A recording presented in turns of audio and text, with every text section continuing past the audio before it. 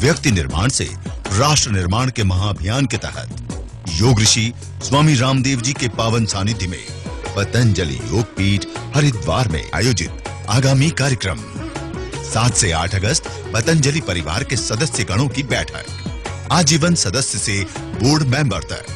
9 से 13 अगस्त मंथन शिविर, आमंत्रित सदस्यों की आहर्ता, प्रखर देशभक्त, शीर्ष बुद्धिजीवी, रिटायर्ड IAS IPS अधिकारीगण, रिटायर्ड जज, कर्नल से लेकर जनरल तक, सेना के अधिकारीगण या समकक्ष, रॉ व इंटेलिजेंस आदि के सेवानिवृत्त शीर्ष अधिकारी, रिटायर्ड या सेवारत प्रोफेसर या वरिष्ठ शिक्षाविद, हाई कोर्ट व सुप्रीम कोर्ट के वरिष्ठ अधिवक्ता, भिन्न भिन्न क्षेत्रों में निर्णायक क्षमता रखने वाले राष्ट्रवादी व्यक्ति जो गांव, गरीब, भारत एवं भारतीय संस्कृति के प्रति अटूट निष्ठा रखते हैं, जो इस देश में बहुत बड़ा सात्विक परिवर्तन चाहते हैं तथा काला धन एवं भ्रष्टाचार एवं भ्रष्ट व्यवस्था के विरुद्ध इस निर्णायक लड़ाई में प्रत्यक्ष या परोक्ष रूप से पूरी प्रामाणिकता व पारदर्शिता के साथ सहयोग करना चाहते हैं। मंथन शिविर में भाग लेने के लिए मुख्यालय से पूर्व पंजीकरण आवश्यक है।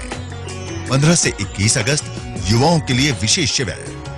18 से 35 वर्ष आयु वर्ग के ऐसे राष्ट्रभक्त युवा जो राष्ट्र निर्माण के इस निर्णायक आंदोलन जो पूरी ऊर्जा के साथ अंतिम वक्त तक संघर्ष करने के लिए प्रतिबद्ध हैं, जो भारत स्वाभिमान ट्रस्ट के 5 संगठनों या युवा भारत में अपने प्रभावी एवं सक्रिय भूमिका निभाना चाहते हैं। हम प्रत्येक जिला तहसील से युवाओं का आह्वान करते हैं, जो जीवन में योग, अध्यात्म, सेवा को मूल में रख करके काला धन, भ्रष्टाचार व व्यवस्था परिवर्तन के खिलाफ चल रहे इस आंदोलन में बहुत बड़े उद्देश्य के साथ जीना चाहते हैं। उन सभी देशभक्त युवाओं को हम आमंत्रित करते हैं। इस शिविर में भाग लेने के लिए पतंजलि योग पीठ मुख्यालय अथवा स्थानीय पतंजलि योग समिति से पूर्व पंजीकरण करवाएं। 23 से 25 अगस्त सत्याग्रहियों के लिए विशेष योग शिविर। जिन्होंने रामलीला मैदान के सत्याग्रह में भाग लिया, जिन्होंने अपने शरीर पर प्रहार सहे लेकिन हार नहीं मानी, जिन्होंने पूरी निष्ठा के साथ संघर्ष किया, उन सभी देशभक्त भाई बहनों को भारत स्वाभिमान के राष्ट्र निर्माण के आंदोलन में उनकी सहभागिता एवं सम्मान के लिए हम आमंत्रित करते हैं। शिविर में भाग लेने के लिए रामलीला मैदान का पहचान कार्ड साथ लेकर आएं अथवा भारत स्वाभिमान के जिला संगठन की संस्तुति साथ लेकर आएं। अधिक जानकारी के लिए संपर्क करें।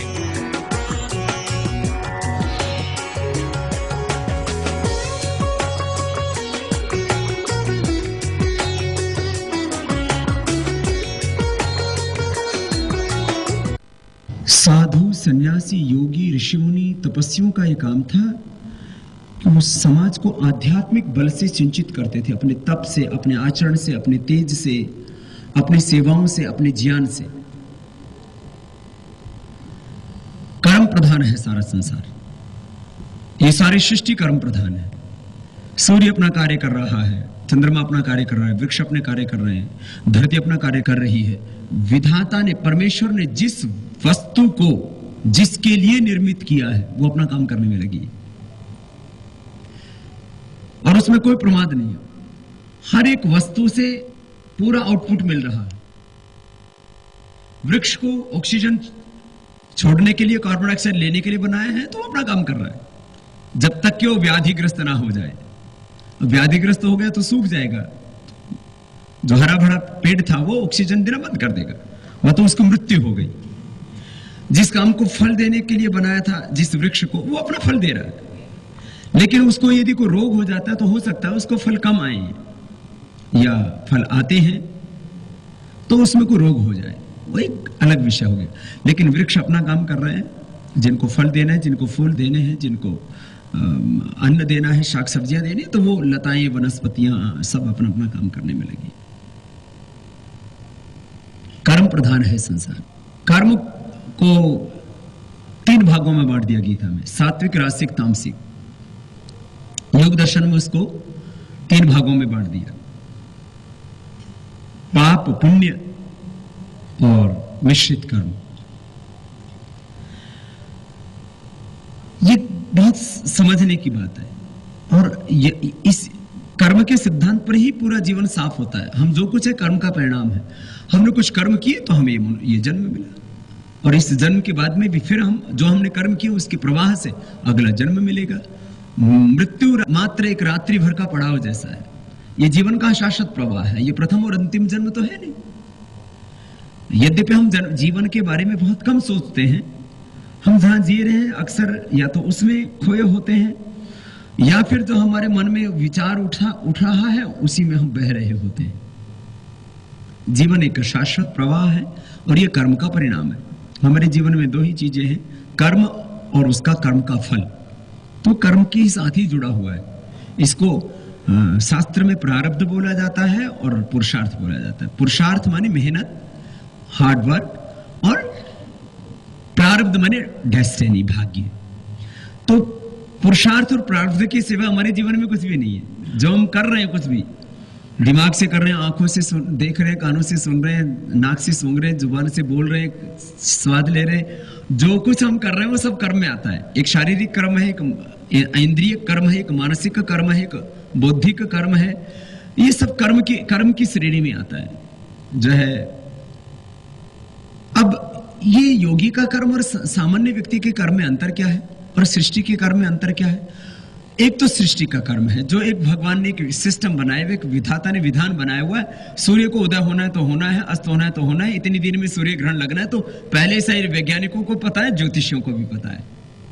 उस दिन सूर्य ग्रहण होगा, उस दिन चंद्र ग्रहण होगा, आधा होगा कि 1/4 होगा कि पूरा होगा, और किस जगह पर होगा, ये सब कहाँ दिखेगा, ये सृष्टि की रचना है।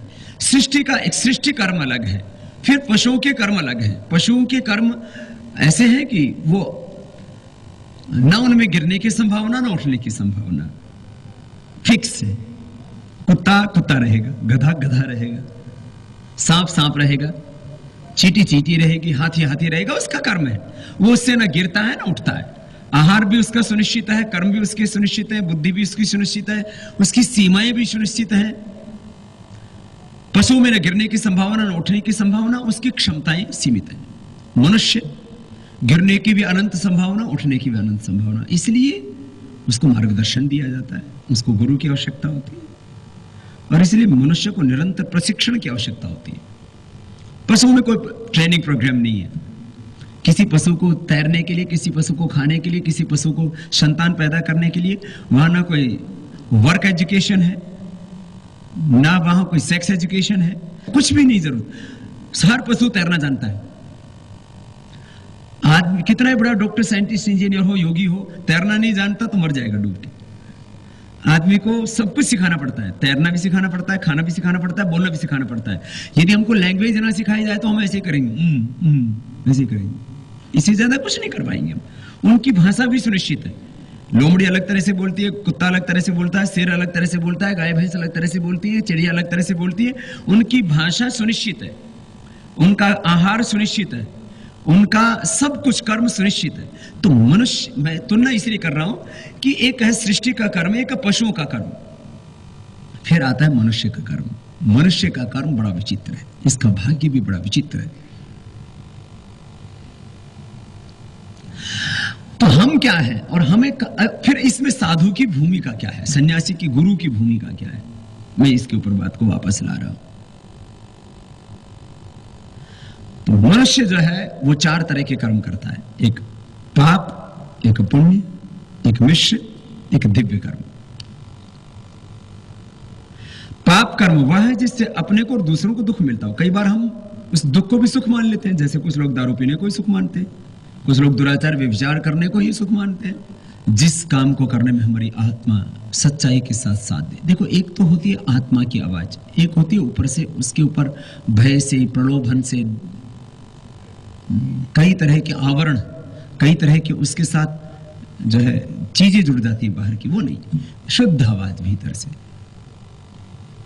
सबसे बड़ा पैरामीटर धर्म क्या है, शुभ क्या है, पुण्य क्या है, उचित क्या है, अनुचित क्या है, वैध क्या है, अवैध क्या है, लीगल भाषा में लीगल क्या है, इलीगल क्या है, सबसे बड़ा पैरामीटर, सबसे बड़ा मानदंड,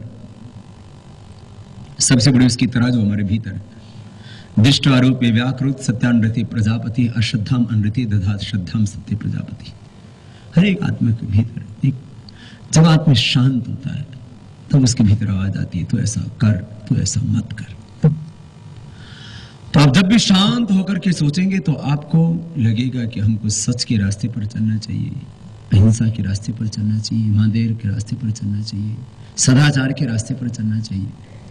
लेकिन जब हम कहीं ना कहीं असहज होंगे, देखो सहज होंगे तो सत्य भीतर से आएगा, असहज होंगे तो हमें पता नहीं लगेगा, फिर तो उसको लगेगा हिंसा करो, झूठ बोलो, बेईमानी करो, दुराचार करो, संग्रह करो।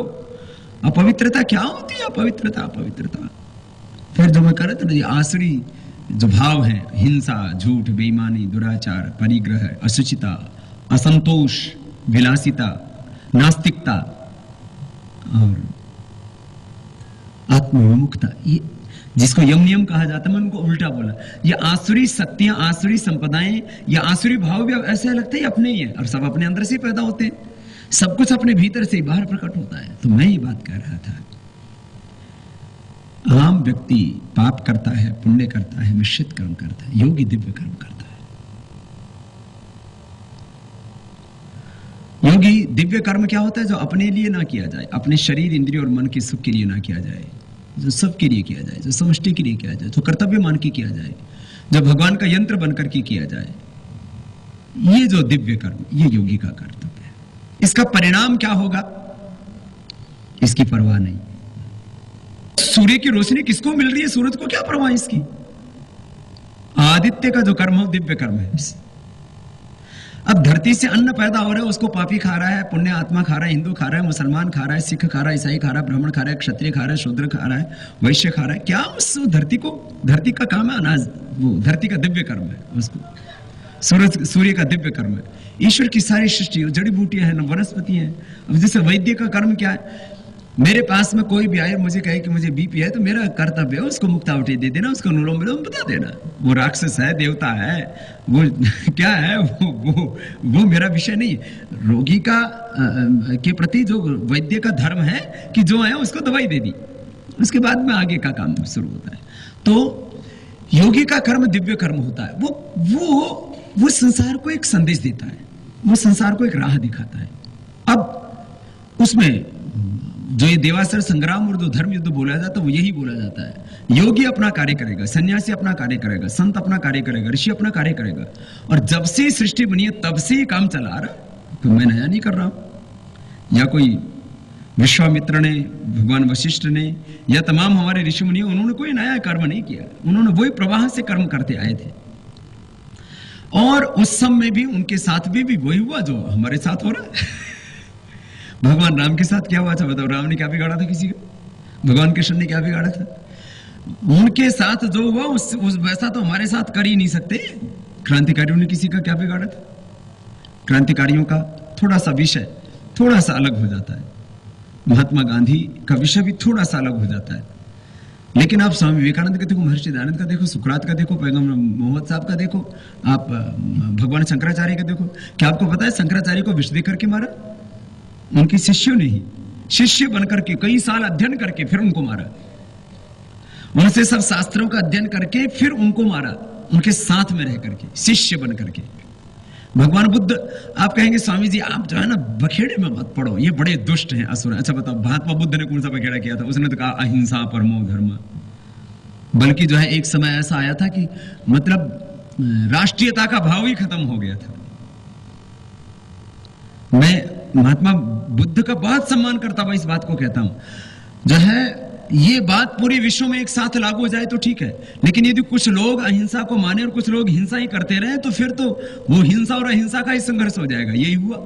लेकिन मैं ये कहता हूं कि वो अहिंसा की पराकाष्ठा में जी रहे थे महात्मा बुद्ध, लेकिन उनको विष दे करके मारा। ऐसे वो लेटे हुए और उस समय उठा ही नहीं गए, इतना विशाल काय उनका शरीर था। महायोगी थे, शुद्ध हो गए थे, बुद्ध हो गए थे। विष दे करके मारा, आचार्य शंकर को विष दे करके मारा, महर्षि दयानंद को विष दे करके मारा। स्वामी विवेकानंद जी के साथ क्या क्या षड्यंत्र नहीं हुए, छोटी सी उम्र में कब चल बसे। ये तो उनके कुछ सत्य सामने नहीं आ पाते हैं कुछ महापुरुषों। भगवान श्री कृष्ण जी को बाण से मारा गया, भगवान राम जी के साथ षड्यंत्र हुआ, उनका हम बोलते नहीं है, शास्त्र में भी उस चीज के ऊपर ज्यादा चर्चा नहीं आती, उनका भी मृत्यु षड्यंत्र से हुआ। और जीवन भर इन्होंने क्या किया, उनको हम आदर्श मानते हैं और हम थोड़ी सी चीजों से विचलित हो जाते हैं। हाँ, हमें अतिरिक्त सावधानी रखनी चाहिए, जिससे कि हम जो सत्य की प्रतिष्ठापना का काम है, इस धरती को स्वर्ग बनाने का जो काम है, इस ये धरती भगवान की है, ये सारी संपत्ति भगवान की, ये सृष्टि भगवान की है। ये हमारा अध्यात्म और ये सत्य है, ये आध्यात्मिक सत्य है।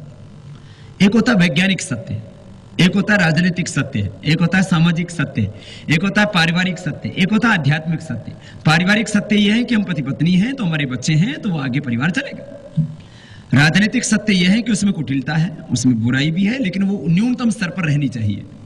सामाजिक सत्य यह है कि हम सबको मिलकर रहना पड़ेगा, अलग अलग अस्तित्व होते हुए हम सबको बहुत्व में एकत्व को देखना ही पड़ेगा कि हम सब एक हैं।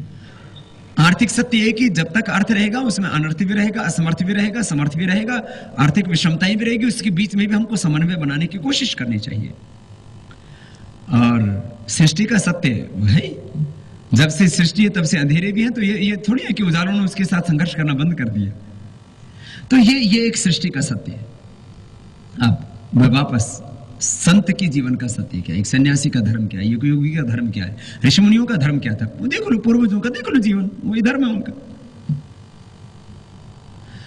तो पहली बात तो मैं यहां से इसलिए इस बात को शुरू कर रहा हूं कि मैं आज यहां निर्णय सुनाने के लिए आपको नहीं बुलाया कोई, या आपसे भी कोई निर्णय सुनाने के लिए नहीं बुलाया है। आप अपने मन के कुछ विचार रख सकते हैं कि क्या होना चाहिए, लेकिन हमको अपना धर्म से विमुख नहीं होना चाहिए, अपने कर्तव्य से मुख नहीं होना चाहिए, अपने आदर्शों से विमुख नहीं होना चाहिए। हाँ, इसका परिणाम क्या होगा, यह तो सृष्टि अब जब से बनी है तब से एक प्रवाह में चले आ रहे। जब पापी नहीं सोच रहे कि उनका परिणाम क्या होगा तो हम क्यों सोचे जो बुरे रास्ते पर हैं उनको वो नहीं सोच रहे कि उनका परिणाम क्या होगा, नहीं तो वो पापी करना बंद कर दें।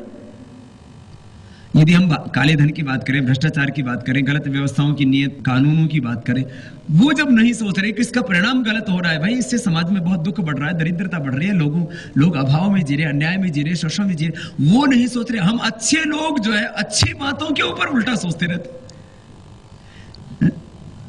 तो यह तो कोई सोचने का प्रश्न नहीं है। परिणाम क्या होगा, परिणाम अच्छा ही होगा। कितने दिन में होगा, किसी भी परिवर्तन में 10, 20, 30 से लेकर के 50 साल लगते हैं, तब कोई परिवर्तन आता है।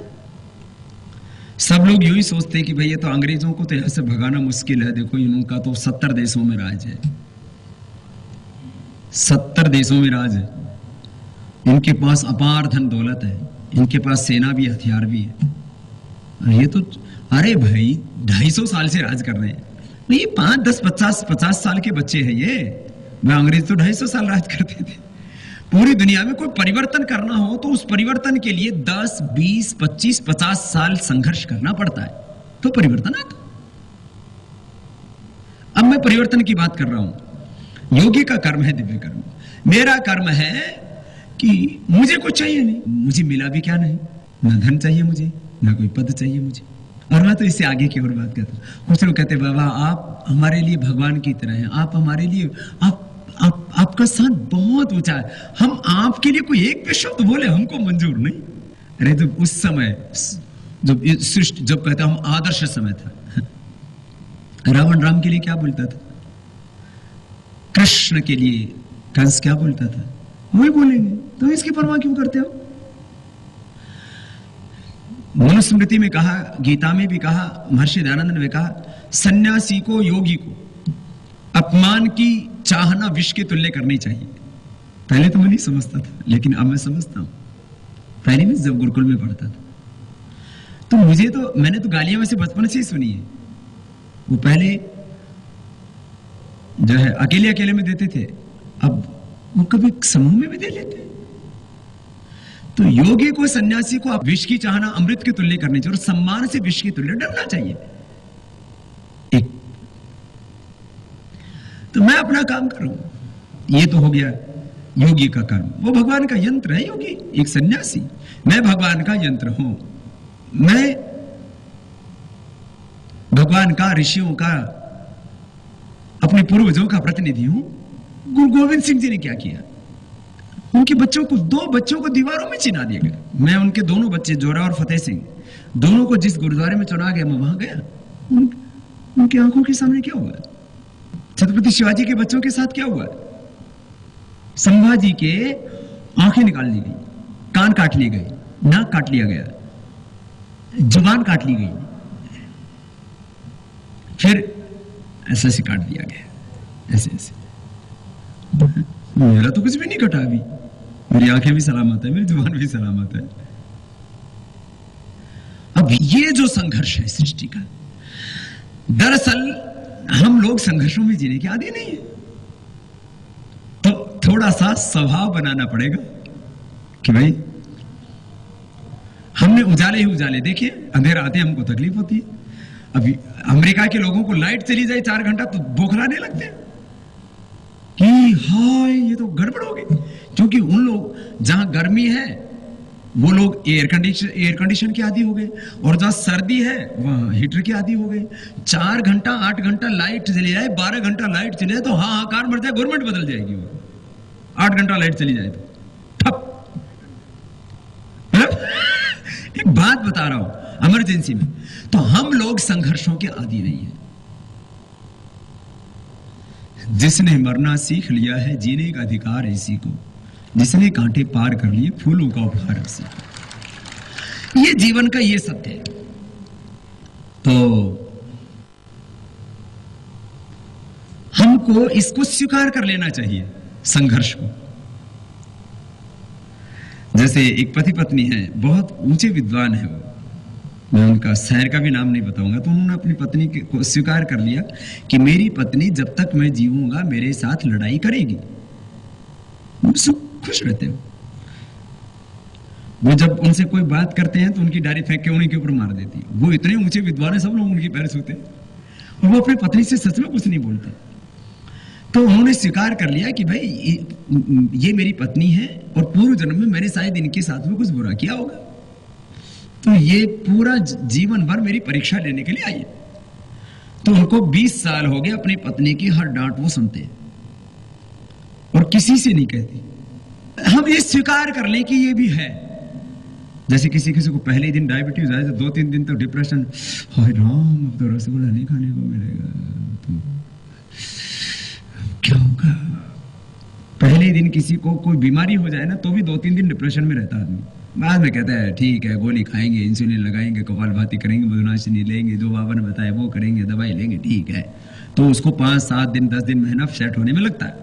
आप लोगों को बहुतों को हुई है ना डायबिटीज, है ना? जब हुई थी तब कष्ट हुआ था ना 2-4 दिन 10 दिन। हाँ हुआ पहले, फिर बाद में ठीक कर लिया। तो बात वैसे कह रहा हूं, तो हम लोगों को ये स्वीकार कर लेना चाहिए कि हम यदि सच की राह पर चले हैं। देखो ये मेरे सामने 2 रास्ते थे, एक फूलों का, एक कांटों का।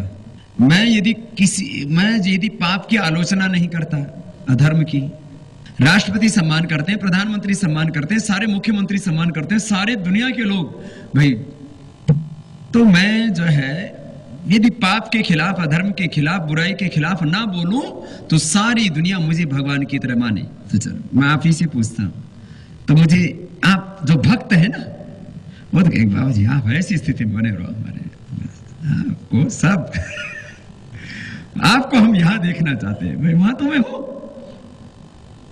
वहां तो मैं था, अरे मतलब वहां मैं था, लेकिन मैंने कहा ये लोग मेरा सम्मान, अच्छा मेरी प्रशंसा करें, ठीक। अब कोई भ्रष्टाचारी मेरी प्रशंसा करे, आपको अच्छा लगता है? जो भक्त है उनको तो अच्छा लगेगा। देखो इसमें एक है भक्त, एक है उन भक्तों में फिर देशभक्त, उन भक्तों में फिर कुछ है पराक्रमी, उन भक्तों में है कुछ जो है कमजोर दिल वाले। तो भक्तों की कई श्रेणी हो गई। तो अब सब भक्तों को जो ये बात तो एक जैसी नहीं लगेगी, जो भी बातें हैं, सभी परिस्थितियां, लेकिन एक चीज लगती है कि बाबा कुछ तरकीब ऐसी कर लो जिससे कि आपके खिलाफ कोई भी मुंह ना खोले। अब ये संभव नहीं है। हाँ, ये तब संभव था जब मैं पाप के खिलाफ, अधर्म के खिलाफ, अन्याय के खिलाफ, शोषण के खिलाफ, बुराई के खिलाफ कुछ ना बोलूं। जब मैं कोका कोला के खिलाफ बोलने लगा तो वो दुश्मन हुए, जब एमएनसीज के खिलाफ बोलने लगा तो वो दुश्मन। वो क्यों बोल रहा हूं मैं? अब इसके मूल में जाओ। तो मैंने कहा, जब तक कोई सन्यासी खाली आत्मा परमात्मा की बात करे, जब तक कोई सन्यासी बस केवल एक पक्षीय बात करे, धर्म की बात करे, अधर्म का विरोध ना करे, जब तक वो पुण्य की बात करे, पाप का विरोध ना करे, जब तक वो सदाचार की बात करे, दुराचार का विरोध ना करे, जब तक वो नशा मुक्त जीवन की बात करे, नशा का विरोध ना करे, मैं एक तरफा बात करे तो ठीक है, दूसरी तरफ जैसे ही बात करनी शुरू की तो आप दुश्मन तो बने। ये पक्ष, अब इसको समझने की जरूरत है। तो ये आप लोगों की उलझन है। बोलो, है कि नहीं है? बोले बाबा, बात तो आपकी ठीक ही है। बोलो, है कि नहीं? यही तो उलझन है। ये उलझन तुम्हारी तो तुम मुझे देते हो, नहीं तो मुझे पाए कैसे? जितने भी लोग मिले हैं सभी ने मुझे सलाह दी है। आप में से कम 100-150 लोग मुझसे मिल चुके हैं, पहले भी बाद में भी। मैं सबकी सलाह सुनता हूं और मैं सबको यही कहता हूं, हाँ अच्छा करेंगे, अच्छा करेंगे, अच्छा ही करना है। अभी आज भी मेरे से बोले, बाबा जी, मतलब एक बहन तो मेरे पास बोली, मुझे आपसे 1 घंटा चाहिए। यहां पर भी बैठी होगी अभी। 1 घंटा चाहिए बाबा जी। जैसे महात्मा गांधी को राष्ट्रपिता कहते हैं ना, आपको हम उससे कम नहीं देखना चाहते। मैंने कहा, जब महात्मा गांधी जिंदा थे ना, तब तो नहीं थी भाई। उस समय उनको क्या कहते थे? महात्मा गांधी के खिलाफ जो अखबारों में निकलता था, वो तो मेरे खिलाफ ना निकला और ना निकलेगा। मैं किसी से तुलना नहीं कर रहा हूं अपनी, लेकिन अब हमने रास्ता चुन लिया। किसका? कि एक बड़ा परिवर्तन होना चाहिए। क्यों चुना? मुझे क्या कष्ट है? अब मेरा परिवार क्या हो गया? एक है मेरी क्लोज फैमिली, एक है मेरी वास्ट फैमिली। क्लोज फैमिली में शिक्षक, सदस्य जो मुझसे ज्यादा मिलते हैं, ये नजदीकी परिवार हो गया। एक हो गया बड़ा परिवार, और एक हो गया विश्व परिवार। तो मैं ये क्यों कर रहा हूं सब? मुझे पागल कुत्ते ने काटा है, मुझे कोई बीमारी हो गई है, या मुझे कुछ, मैं कह रहा हूं मुझे पाना नहीं, मुझे कोई सत्ता नहीं चाहिए, कोई संपत्ति नहीं चाहिए। और ये काला धन में कोई आएगा तो मुझे थोड़ी चाहिए, मैंने थोड़ी कहा कि वहां से लाके मुझे दे दो। ये भ्रष्टाचार मिट जाएगा तो मुझे क्या परेशानी? मेरे तो सारे, मान लीजिए यदि मैं ये विरोध ना करूं तो बाबा जी बस एक घर तो डाइन भी छोड़ देती है। मेरे साथ कौन भ्रष्टाचार करने वाला है? मेरे साथ कौन अन्याय करने वाला है? मेरा कौन शोषण करने वाला था? और तो एक बात मैं कह रहा हूं, फिर मैं क्यों कर रहा हूं ये? मैंने इस भारत को अपना घर माना है और विश्व को अपना परिवार माना है। मैं विश्व के बारे में भी ज्यादा नहीं सोच पा रहा हूं, क्योंकि वह काम मैं सोचूंगा तो एक सपना सा लगेगा आप सबको। विश्व के बारे में मैं आंशिक रूप से सोचता हूं कि सब लोग योग करें, प्राणायाम करें, ध्यान करें, सदाचारी हों, ऐसे, ये सामान्य जो एक हर इंसान सोचता है। लेकिन मैं भारत को अपना घर मानता हूं, विश्व को अपना परिवार मानता हूं। आपके घर में कोई बच्चा भूखा सोए, आपसे देखा जाएगा? एक सन्यासी के का पहले मैंने बताया सन्यासी का कर्म, अब सन्यासी की भावना बता रहा हूं। आपके घर में कोई बच्चा भूखा सोए, आपसे नहीं देखा जाएगा। आप खा ही नहीं सकते रोटी। आपके घर में कोई अनपढ़ रहे, बोले बाबा जी चाहे हमें बीपी हो जाए, शुगर हो जाए, हार्ट अटैक हो जाए, अपने बच्चों को पढ़ाएंगे अच्छे स्कूल में, चाहे 1 लाख रुपए महीने का लगे। जिस माँ बाप का जितना सामर्थ्य अपनी पूरी ताकत बच्चे को पढ़ाने में लगा देते हैं। आप कोई नहीं चाहते कि मेरा बच्चा भूखा रहे, कोई नहीं चाहते कि मेरा बच्चा अनपढ़ रहे, कोई नहीं चाहते कि आपके बच्चों के साथ दुर्व्यवहार हो, आपके बच्चों के साथ अन्याय हो। मेरी समस्या ये है, अब इसका समाधान आप लोग कर दो। मैंने इस भारत को अपना घर माना है और मैंने ये सोचा है कि मैं इस धरती पर आया हूं तो मेरे इस भारत वर्ष का ये जो मेरा बड़ा परिवार है, क्योंकि मैंने अपना परिवार तो छोड़ दिया, अब मैंने इस पूरे भारत को अपना परिवार मान लिया, हृदय से, आत्मा से। और मैं इस कदर जुड़ गया हूं कि मेरे देश का एक भी बच्चा भूखा ना सोए, एक भी बच्चा अनपढ़ ना रहे, अब क्या करूं? आप लोग या तो मुझे इससे बाहर निकाल दो, या मैं जो ऐसे जी रहा हूं या इसमें मेरा सहयोग करो। पहली बात तो मैं आपसे पूछता हूं, क्या मैंने ऐसी भावना रख करके, ऐसी सोच रख करके कोई गलत तो नहीं किया? फिर अब यदि वैसी भावना रखी है तो मानने को, तो मान लिया कि ये मेरी बेटी है, ये मेरा भाई है, ये मेरी बहन है, ये मेरा परिवार है, और मैं उसके लिए काम ना करूं। मानने को पत्नी है, मानने को बेटा है, लेकिन ना उसको पढ़ाते हो ना उसको खिलाते हो, फिर ये भावना कैसी? ये तो झूठी भावना होगी। फिर तो झूठी भावना के नाम पर ये तो ढोंग होगा।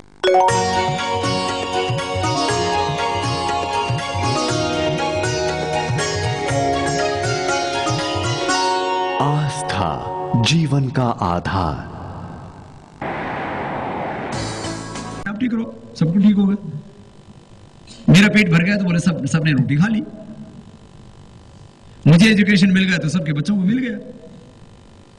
1% लोग इससे लाभान्वित हो रहे हैं, 99% लोगों का शोषण हो रहा है इन व्यवस्थाओं से। तो ये बदलने पड़ेंगे, सारा सिस्टम, होल सिस्टम, आर्थिक नीतियां, सारी राजनीतिक व्यवस्थाएं, विदेश नीति, व्यापार नीति, कृषि नीति, कर नीति, taxation system, education system, health system, judiciary system, सब कुछ चेंज करने की जरूरत है। बोल बाबा एकदम से आप इतना बड़ा स्टेप ले ले तो सब कुछ चेंज करना तो सब कुछ पड़ेगा। प्रोसेस क्या होना चाहिए वो एक अलग प्रसंग है कि कैसे होगा, वो भी मैं रखूंगा। अब आप इस बात से भी सहमत हैं कि ये होना चाहिए, लेकिन ये होना एक सपने जैसा लगता है, ये होना बड़ा कठिन लगता है। हो जाए तो बहुत अच्छा होगा, सबको न्याय मिले। पहले अंग्रेजों ने कानून बना रखे, उसमें भी तो कोई दिक्कत नहीं थी, वो भी तो बड़े बड़े लोगों को सर की उपाधि दे देते थे, उनको रियासत दे देते थे। अपने 1% लोग तो उस समय भी लाभान्वित हो रहे थे अंग्रेजों की। इसलिए हमारे हिंदुस्तान के सैनिक अंग्रेजों के लिए लड़ते थे, हिंदुस्तान के लोग उनके अधिकारी थे। अंग्रेज तो मुश्किल से 50,000 थे और उस समय भी 30 करोड़ की आबादी थी। अरे 50,000 अंग्रेज 1% भी नहीं होता हो तो 50,000 अंग्रेज और 32 करोड़ भारतीय थे, उन पर राज करते थे। तो वो भी तो वो कहते थे, अभी भी बड़े बुजुर्ग कहते भाई इनसे तो अंग्रेज ही अच्छे थे। तो क्या फिर अंग्रेजों को भगा के हमने मूर्खता की? ये बोलते अभी भी काम, बोले भाई इनसे तो अंग्रेज ही अच्छे थे, कुछ तो इन जैसे काम नहीं करते थे। बोले जो बाबा के साथ किया हो तो अंग्रेजों ने महात्मा गांधी के साथ भी नहीं किया। बहुत तरह की बातें करते हैं। मैं एक बात ही कहता हूं, अब जब मैं दूसरों के साथ अपनी तुलना नहीं करना चाहता, नहीं तो और कोई दूसरी गड़बड़ हो जाएगी। बड़े बड़े लोगों ने जब क्रांति शुरू की तो उनके साथ में एक आदमी भी खड़ा नहीं होता था। अरे आज इस देश का 99% आदमी दबी जुबान से ही सही बोले, नहीं कुछ भी हो बाबा जी काम तो ठीक कर रहे हैं। और ये दबी जुबान से भी सच को स्वीकार करना एक बहुत बड़ी क्रांति का पूर्व संकेत है। कुछ डर से, कुछ भय से, कुछ प्रलोभन से, कुछ लोग जो है हिम्मत नहीं कर पाते, इतने वो सुखों में, सुविधाओं में जीने के आदी हो रहे हैं, वो झंझट नहीं मोल लेना चाहते। बोला भाई झंझट बहुत है। अच्छा बताओ, राम जी के परिवार में कौन सा धूर्त था, एक बता दो।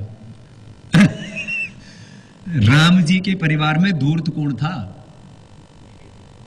अरे मीन्स वो तो अंदर की बात, इंटरनल, जो उनके लिए लड़ रहे थे। उनकी सेना में कौन थे? वानर थे, हनुमान जी थे। हनुमान जी को जहां बोल दिया वहीं बैठ गए, ये करो यही करेंगे, आज्ञाकारी थे ना। हा?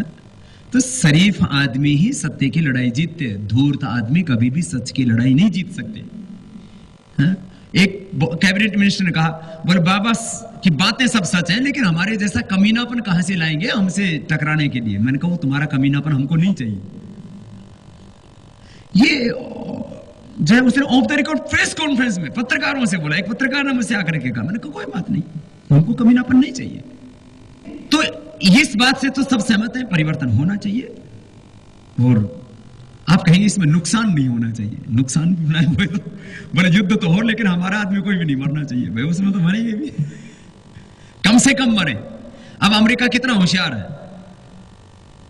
तालिबान को ध्वस्त कर दिया, इराक पर युद्ध किया, अफगानिस्तान पर युद्ध किया।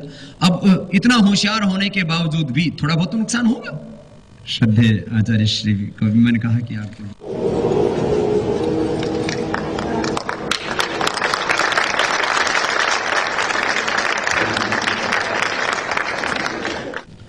आपके बौद्धिक स्तर से बातें कर रहा था। संघर्ष में नुकसान तो होगा, षड्यंत्र भी होंगे। अच्छा बताओ, शुरू से देखो ना, आप अपने ऊपर क्यों देखते हो सब बातों, और ऊपर भी देखो। भगवान राम के खिलाफ, भगवान कृष्ण के खिलाफ बोलो षड्यंत्र हुए थे कि नहीं हुए थे? उनको बदनाम किया गया था कि नहीं किया गया था? किया गया था। भगवान श्री कृष्ण को तो कितना बदनाम किया था। राम के जमाने में ज्यादा बदनाम नहीं किया गया था, थोड़ा बहुत किया गया था। उस समय जमाना थोड़ा शरीफ था। भगवान श्री कृष्ण को तो क्या क्या नहीं किया गया उनके साथ। उनको कितनी बार तो रण छोड़ के भागना पड़ा, कितनी बार उनको षड्यंत्रों का शिकार होना पड़ा, अंत में भी षड्यंत्र के शिकार हुए। एक बात आचार्य जी बहुत अच्छी कहते हैं, क्योंकि मैंने उस बात को कम कहा, आचार्य जी ने ज्यादा कहा, इसलिए उन्हीं के भाव को उन्हीं के ही शब्दों में कहना चाहता हूं। बोले भाई ज्यादा से ज्यादा तुम क्या करोगे, मार दोगे ना, मर के पैदा होंगे फिर यही करेंगे दोबारा। मैं आदमी करता क्या है, पहले दिन जो आदमी मान लीजिए इंजीनियरिंग कर रहा है, पहले दिन पढ़ते पढ़ते सो गया तो अगले दिन इंजीनियरिंग की तो पढ़ाई करेगा ना। इससे तो ये मृत्यु तो एक रात मात्र है, बस एक क्षणिक, एक बस थोड़ा सा ओझल होते हैं हम कुछ पलों के लिए, फिर पैदा होते। तो जीवन का शाश्वत प्रवाह है, हमें इसमें कोई भ्रांति नहीं रहनी चाहिए। अब जो हमें करना है इसके बारे में जो सबसे बड़ा प्रश्न है, आपके सामने भी मेरे सामने भी, और उसका हमें इस समय समाधान नहीं चाहिए, वक्त के साथ उसका भी समाधान होगा। ये परिवर्तन करेगा कौन? देश में हम संगठन भी खड़ा कर रहे हैं और खड़ा हो जाएगा। लोग जो है वक्त आने पर तख्त भी पलटते हैं, वोट भी देते हैं। जब जयप्रकाश नारायण के साथ अत्याचार हुए तब लोगों ने कोई प्रतिक्रिया नहीं की, लेकिन जब वोटिंग हुई, उफ, पूरे साफ मैदान, सब कुछ होता है, सब कुछ होगा, सब लोगों को पता है, लोग अंदर से सब चीजों को समझ रहे हैं। अरे 1%, मैं तो कहता हूं 1% लोग ही बुरा करते हैं, 1% लोग ही अच्छा करते हैं। उनका भी नेतृत्व करने वाले कुछ चुनिंदे लोग होते हैं, बुरों का भी नेतृत्व करने वाले कुछ चुनिंदे लोग होते हैं। आर्थिक संकट हमारे सामने है, आध्यात्मिक संकट हमारे सामने है, सामाजिक, चारित्रिक, नैतिक संकट, समस्याएं हमारे सामने है। हमें अब इसलिए हमें कई दिशाओं में काम करना है। बोले बाबा जी ये भी तो समस्या है। ये समस्या नहीं है, ये हमारी ताकत है। हम यदि एक दिशा में काम करें तो हमारे पास तो इतनी फोर्स है, एक दिशा में हम काम कर सकते हैं, लेकिन उससे एक दिशा में से तो शरीर भी नहीं चलता भाई। शरीर को आयरन भी चाहिए, कैल्शियम भी चाहिए, न्यूट्रिएंट्स भी चाहिए, माइक्रो न्यूट्रिएंट्स चाहिए, प्रोटीन चाहिए, मिनरल चाहिए, विटामिन चाहिए, सारी चीजें चाहिए। आदमी को जिंदा रहना है तो उसके लिए धरती भी चाहिए, आकाश भी चाहिए, सब कुछ चाहिए। आदमी को जिंदगी को जीना है, उसके लिए बहुत चीजों की जरूरत है। इस हमें भारत को अच्छा बनाना है। मान लीजिए काला धन हम ले भी आए, भ्रष्टाचार हम मिटा भी दें, व्यवस्थाओं को भी ठीक कर दें, लेकिन वो काला धन ला करके फिर उससे हम दारू पी जाएं, दुराचार व्यभिचार करने लग जाएं, हमारे बच्चे भी अय्याशी करने लग जाएं, सब लोग मेहनत करना बंद कर दें, तो किसान खेत में मेहनत ना करे, दुकानदार दुकान में मेहनत ना करे, इंडस्ट्री वाले इंडस्ट्री ना चलाएं, सर्विसेज वाले सर्विस प्रोवाइड ना कराएं, कोई हम रिसर्च इंस्टीट्यूट ना बनाएं, हम स्कूल कॉलेजेस ना बनाएं, तो फिर वो काला धन ला करके हम थोड़ी देर में हम भी खत्म कर देंगे, फिर वैसे हो जाएंगे। काला धन लाना एक पक्ष है, भ्रष्टाचार मिटाना दूसरा पक्ष है, और कुछ काम करने में हम खुद स्वतंत्र है। स्वदेशी का हमें पालन करना कौन हमको रोक सकता है? योग हमको करना है, कौन रोक सकता है? नशा हमको छोड़ना है, कौन रोक सकता है? चरित्र में अपना सबल बनाना कौन रोक सकता है? सदाचार में हमको जीना कौन रोक सकता है? तो एक तरफ हमारा व्यक्ति निर्माण का काम है, चरित्र निर्माण का काम है, ये इसको तो हमें 100% करना है, और इसमें हम 100% स्वतंत्र है। ये तो एक पक्ष हो गया हमारा, ये काम तो होना ही, ये भी हमारा एक पक्ष है। इसलिए ये जो पूरा आंदोलन है ये एक पक्षीय नहीं है, इसमें जो है आदर्श जीवन से लेकर के आदर्श राज्य व्यवस्था की एक कल्पना है हमारी, एक सपना है हमारा, एक संकल्प है हमारा। अब इसमें हमारा जीवन लग जाए, और मैं तो कहते हैं एक पीढ़ी लग जाए हिंदुस्तान की, यदि इतनी सारी व्यवस्थाएं बदलती हैं, भ्रष्टाचार मिटता है, काला धन आता है, और देश में सब लोगों को आर्थिक सामाजिक न्याय मिलता है, चरित्र निर्माण होता है, इसमें यदि एक पीढ़ी भी लग जाए, मेरा अपना एक जीवन की बात नहीं कर रहा हूं, हिंदुस्तान की एक पीढ़ी लग जाए और आने वाली पीढ़ियां सुखी हो जाएं, तो बोलो एक पीढ़ी की कीमत के ऊपर यदि हम भारत का भविष्य बना सकते हैं, तो एक पीढ़ी लगाने में कोई हर्ज है? कोई हर्ज नहीं, आप भी कहेंगे ये इतना बड़ा काम। तो आज मैंने कहा हमारे सामने जितने भी संकट हैं, और ये बड़े संकट हैं, अब हमें इस देश को, ये मेरी बात हो सकता है शुरू में मैं बोलूं तो लगे कि ये तो बहुत पैनिक बात है, ये तो बहुत मतलब जो है नींद उड़ाने वाली बात है। आज पूरा यूरोप दिवालिया होने के कगार पर खड़ा है। आज मैं बात कह रहा हूं, अमेरिका दिवालिया होने के कगार पर खड़ा है। वो लोगों ने इतना कर्ज ले लिया है कि वो कर्ज वापस चुकाने की स्थिति में नहीं, ना तो इंस्टॉलमेंट दे सकते ना उसका ब्याज दे सकते। लोन चुकाने की स्थिति में नहीं, इंस्टॉलमेंट चुकाने की स्थिति में नहीं। और ये सच है। ले लेकर के अब उधार में लेकर के आप फैक्ट्री बना लो ना, क्या दिक्कत? बोले जी इतने बड़े कैसे हो गए? अरे उधार में लेकर के आप फैक्ट्री बनाते हो कि नहीं बनाते?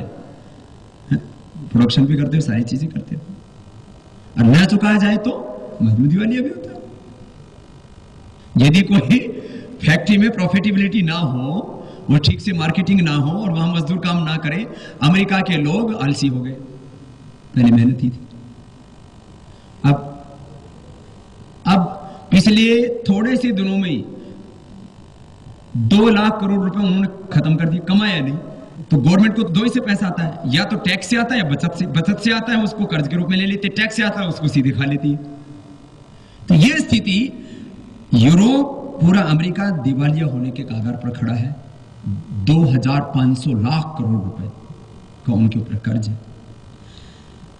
पहले देशों में आंतरिक युद्ध होगा, जो मिडिल ईस्ट में शुरू हो चुका है, यूरोप के कुछ देशों में शुरू हो चुका है। पहले आंतरिक युद्ध होंगे, बाद में आर्थिक युद्ध होगा, आर्थिक महायुद्ध होगा, विश्व युद्ध होगा।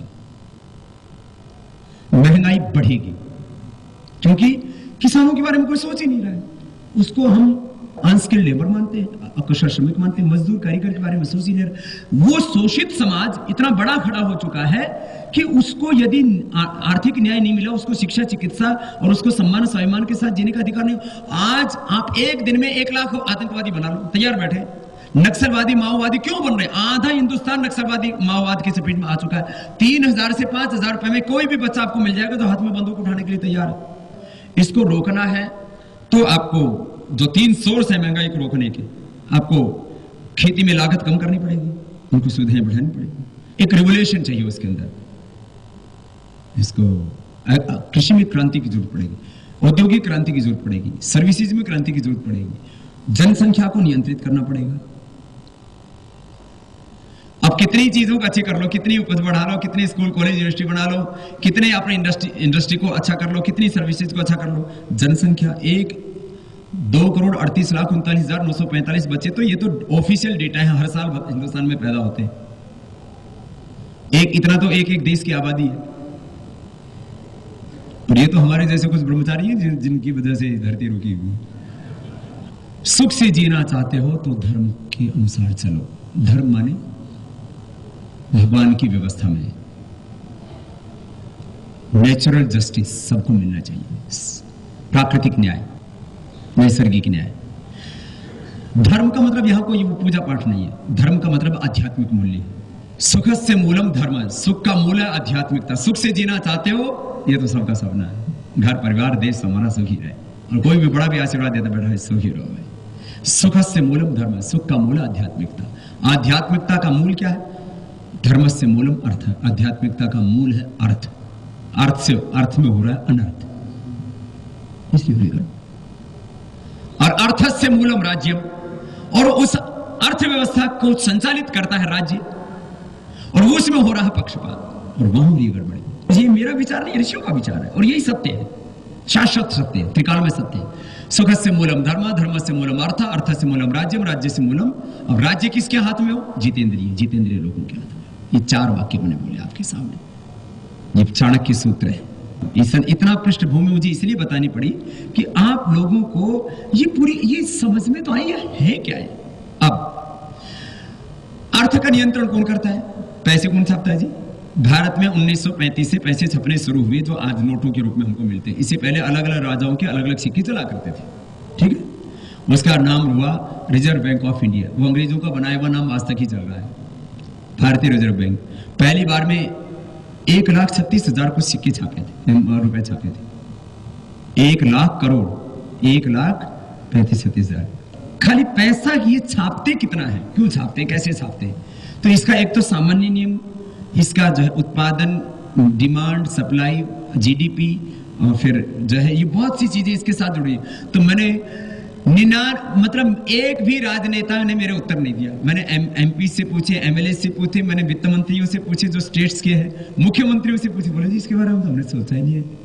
छपता है केवल केंद्र सरकार छापती है खाली, और उसमें फिर मूल्य का निर्धारण, सारी चीजों को पैसे में आंका जाता है। जमीन को, संपदाओं को, भू संपदाओं को, सोना को, हीरे को, चांदी को, आदमी के शारीरिक सामर्थ्य को, बौद्धिक सामर्थ्य को पैसे में आंका जाता है। इसमें क्या गड़बड़ हो रखी है? जो बुद्धिशाली लोग हैं, जो ताकतवर लोग हैं, जो स्थापित लोग हैं, वो कहते हैं हमारी मेहनत का पैसा 1 करोड़, गरीब की मेहनत का पैसा 100 रुपए भी नहीं मिलेगा।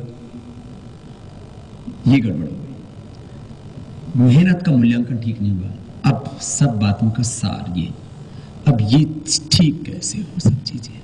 जो समर्थ लोग हैं, जो आज सुखी लोग जिनको हम कहते हैं भौतिक दृष्टि से, देखो आंतरिक सुख तो एक बिल्कुल अलग है। भौतिक रूप से ही हम खाली बात करें तो कैसे होगा? विकेंद्रित समाजवाद, आध्यात्मिक समाजवाद और हमारी सारी व्यवस्थाएं, ये सब आदर्शाएं हैं। अब इस सब के अंत में यही आता है, ये तो सब राज्य व्यवस्था से संचालित होता है। हाँ, हम अपने आध्यात्मिक व्यवस्था को और सुदृढ़ करेंगे, हम अपनी सामाजिक व्यवस्थाओं को और अच्छा बनाएंगे, हमारे परिवारों में और प्यार बढ़ाएंगे। ये हम स्वतंत्र हैं, इसमें हम रोग मुक्त रहेंगे, नशा मुक्त रहेंगे, अज्ञान से मुक्त रहेंगे, परस्पर प्यार मोहब्बत से रहेंगे, सद्भावना से रहेंगे, हिंदू मुसलमान नहीं लड़ेंगे, भाई भाई से नहीं लड़ेगा। ये गवर्नमेंट नहीं लड़ाती है, हम खुद लड़ते हैं। पति पत्नी के झगड़े, तलाक को गवर्नमेंट थोड़ी कराती है, हम करते हैं। ठीक है, उसके लिए कानून वही बनाते हैं कि तलाक लेना है तो उसके लिए कानून वो बनाते हैं। और उन्होंने आजकल तलाक का कानून बड़ा आसान कर दिया, कोई भी तलाक ले सकता है कभी। अच्छी बात। संपत्ति का अधिकार भी किसको मिलेगा ये भी वही तय करते हैं मरने के बाद। पहले केवल बेटे को मिलता था, फिर कहा कि नहीं, बेटे उनके साथ अन्याय हो उनको भी मिलना चाहिए।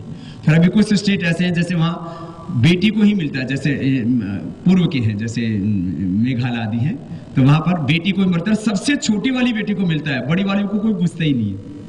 तो सारी चीजें बड़ी विचित्र है। अब मैं आपसे खाली ये बात करता हूं, यदि हम एक अच्छी न्यायपूर्ण शासन व्यवस्था, इसको तो फिर ये अधिकार तो हमको नहीं है। मैंने कहा ये पहले एक वक्त था जब सन्यासी तपस्वी योगी इन व्यवस्थाओं को बनाते थे और राजा उन व्यवस्थाओं को चलाते थे, अपने आप को ट्रस्टी मान करके, सेवक मान करके। सब मालिक भगवान है। सभी धर्म, सभी संस्कृतियां, सभी आध्यात्मिक मान्यताएं इस पर टिकी हुई है कि धरती पर जन्नत होनी चाहिए, स्वर्ग होना चाहिए यहाँ, लेकिन ये तो नहीं है। अब इसको खत्म करने के लिए क्या प्रक्रिया होनी चाहिए, अब ये प्रश्न है बस। और इसमें नुकसान कम से कम हो। दो बातें, नुकसान कम से कम हो, अपने जनहानि, धनहानि, मानहानि, जनहानि, धनहानि, मानहानि कम से कम हो, समय की हानि भी कम से कम हो, सावधानी क्या क्या रखें, यह है चर्चा का विषय। ये एक बिंदु है। मैंने ये बातें पहले भी कही कि कुछ हमारे भाई बोले जी बाबा जी, हम जब इतना हमारे भीतर आक्रोश है कि जब वो आपके बारे में या आचार्य जी के बारे में कुछ गलत बोलते हैं तो टीवी बंद कर देते हैं, हम सुनना ही नहीं चाहते। और बाकी राजनीतिक इफेक्ट क्या होंगे, बात की बात है, वो आगे का विषय। कि और कुछ मुद्दा नहीं मिला, उसको इतना ज्यादा जलील करने के लिए, अपमानित करने के लिए, षड्यंत्र के तहत बदनाम करने के लिए आचार्य जी के पास में नकली डिग्री है। अब कल का अखबार दैनिक जागरण और कई अखबारों में निकला, बोले अब संपूर्णानंद में भी आचार्य जी का जो है वो रोल नंबर भी मिल गया है, नाम भी मिल गया है। पढ़िए तो अब उनको नाम मिल गया तो आचार्य जी की डिग्री असली हो गई, नाम नहीं मिला था तो नकली हो गई। ये क्या मतलब हुआ? मतलब तुमको नाम ना मिले तो आचार्य नकली, और तुमको नाम मिल जाए तो आचार्य असली। फिर बोले जन्म, बोले नेपाल में जन्म हुआ नहीं, भारत का जो जन्म प्रमाण पत्र है उसके ऊपर हमको आशंका है। अरे नेपाली मूल के भारतीय नागरिक इस देश में लाखों की संख्या में है, और भारतीय मूल के नेपाली नागरिक लाखों की संख्या में है। और यदि वैश्विक दृष्टि से इसको देखो, आध्यात्मिक दृष्टि से देखो, तो ये तो सारा का सारा एक वक्त था जब आज भी नेपाल में पंडित जी जब संकल्प पाठ कराते हैं वो भी आर्यवर्त एकादशी से। मैंने भी वहां जाकर के वो पशुपतिनाथ मंदिर में पूजा की, वहां भी बोलते हैं आर्यवर्त एकादशी। मैंने कहा पंडित जी आप भी आर्यवर्त पढ़ रहे हो? बोले आर्यवर्त थे और भरत खंडे आर्यवर्त देश, ऐसा बोलते हैं वहां भी पंडित जी। अरे मैंने कहा ये तो एक ही है, फिर हम तो खाली दो भाइयों का घर बटा है, बाकी हमारे दिल, हमारा धर्म, हमारी आध्यात्मिकता, हमारी संस्कृति तो बटी ही नहीं है। और रही बात, मैंने कहा भारतीय मूल के नागरिक नेपाल में, नेपाल मूल के नागरिक भारत में, और माता सीता भी तो नेपाल मूल की थी, फिर तो तुम राम को भी बोलोगे भारतीय नहीं थे, उनके बच्चे लव कुश को भी बोलोगे भारतीय नहीं थे, तुम सीता माता को बोलोगे भारतीय नहीं थी। अरे भाई कहीं यूरोप से तो नहीं आए ये। अच्छा, वहां के नागरिक है नहीं आचार्य जी नेपाल के, और भारत के नागरिक तुम उनको कहते हो ये है नहीं, तो फिर तो आचार्य जी आसमान से टपके, और आसमान से टपकता हो तो फरिश्ता होता है, फिर तो आचार्य जी फरिश्ते हो गए। बिना मतलब की बात। अच्छा, इसमें कुछ नहीं मुद्दा। अच्छा बताओ, आचार्य जी ने पासपोर्ट लेकर के कौन सा गलत काम किया? मैं विदेश में जाके गलत किया हो या हिंदुस्तान में रह करके गलत किया हो? आचार्य जी ने डिग्री लेकर के कौन सा काम गलत कर दिया? किसी का अहित किया हो, किसी को बुरा किया हो, डिग्री लेकर के कोई नौकरी ली हो, पासपोर्ट लेकर के कहीं विदेशों में जाकर के गलत काम किया हो? पासपोर्ट तो विदेश में जाने के लिए होता है ना। तो विदेशों में जाकर के भी भारतीय धर्म, अध्यात्म और संस्कृति का यश बढ़ाया, विदेशों में भी जाकर के भारतीय धर्म, दर्शन, अध्यात्म, संस्कृति का यश बढ़ाया, और हिंदुस्तान में रहकर के करोड़ों लोगों का हित किया। अब इन बातों को बोले जो है फर्जीवाड़ा। अरे यहां कोई फर्जीवाड़ा नहीं है, यहां तो सब साधुवाड़ा है, यहां तो पुण्य का वाड़ा है, यहां तो धर्मवाड़ा है, यहां कोई अधर्म। आचार्य जी ने पासपोर्ट लेकर के कौन सा गलत काम कर दिया? चलो एक बात कह रहा हूं, ये बिना मतलब की बातें उठाते हैं जिनका कोई तात्पर्य नहीं होता है, और इसमें खाली केवल यही कि थोड़े दिन बदनाम कर लो जिससे कि दूसरी चीज दबी रहे, हमारी पाप दबा रहे। अब मैंने आपके सामने मुद्दा रखा कि आप लोग यहां बहुत प्रबुद्ध हैं, कुछ लोग मुझसे मिल चुके हैं, हमको नेगेटिव बात करने से वो सब सुन चुके हैं, आप भी लोग सुन चुके हो, वो हमें पता है कि वो सब चीजें होती है समाज में, कुछ नेगेटिव बात करने वाले, उनसे हमको क्रिएटिव बात करनी चाहिए कि हमको। अब एक बात मैं ये कहता हूं, राजनीतिक बात हम इसलिए नहीं करना चाहते कि हमको राजनीतिक रूप से क्या करना चाहिए, बदलेगी तो राजनीति से व्यवस्था, लेकिन वो अभी साइलेंट मोड पर रखना चाहिए, क्योंकि अभी हम इस तरह की और बातें करेंगे उसका भी कोई अभी परिणाम नहीं आएगा। लेकिन हमें अपना संगठन अच्छा करना चाहिए, हमारा योग वाला काम, हमारा अध्यात्म वाला काम, चरित्रमान वाला काम हमारा कमजोर नहीं पड़ना चाहिए। जो हमारे भाई राम कुमार राठी जी मेरे से बार बार एक ही बात बोले, बाबा जी और तो सब ठीक है, हम सब अपना संघर्ष जारी रहना चाहिए, सब चीजें होनी चाहिए, लेकिन योग अध्यात्म वाला काम, सेवा का काम, चरित्र निर्माण का काम, व्यक्ति निर्माण का काम, रोग मुक्ति का काम, नशा मुक्ति का काम, ये जो सेवा के काम अपने, ये बंद नहीं होने चाहिए या कम नहीं होनी चाहिए। बंद होने का तो प्रश्न नहीं, कम नहीं होने चाहिए और बढ़ने चाहिए। ये एक प्रसंग है। दूसरा प्रसंग ये है, ये जो बदनामी कर रहे हैं, तो बदनामी करने वाले भी तो चंद लोग हैं, तो सब लोग जहां पर भी है वही बोले, बात करें, बहस करें, लिखें, जो लिखना जानते हैं, जो बोलना जानते हैं बोले। योग, अध्यात्म एवं सेवा को